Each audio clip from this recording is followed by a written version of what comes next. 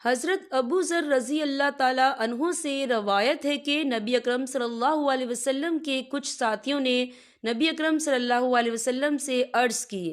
اے اللہ کی رسول، زیادہ مال رکھنے والے اجر و ثواب لے گئے، وہ ہماری طرح نماز پڑھتے ہیں، ہماری طرح روزے رکھتے ہیں اور اپنی ضرورت سے زائد مالوں سے صدقہ کرتے ہیں، تو ہم نہیں کر سکتے۔ آپ صلی اللہ علیہ وسلم نے فرمایا، کیا اللہ تعالیٰ نے تمہارے لیے ایسی چیز نہیں بنائی جس سے تم صدقہ کر سکو؟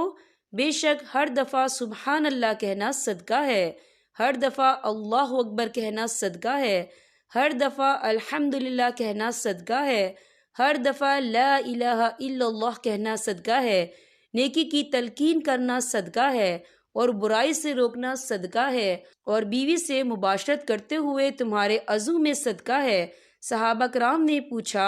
اے اللہ کے رسول، ہم میں سے کوئی اپنی خواہش پوری کرتا ہے تو کیا اس میں بھی اسے اجر ملتا ہے؟ آپ صلی اللہ علیہ وسلم نے فرمایا، بتاؤ اگر وہ یہ خواہش حرام جگہ پوری کرتا تو کیا اسے اس پر گناہ ہوتا؟ اسی طرح جب وہ اسے حلال جگہ پوری کرتا ہے تو اس کے لیے اجر ہے۔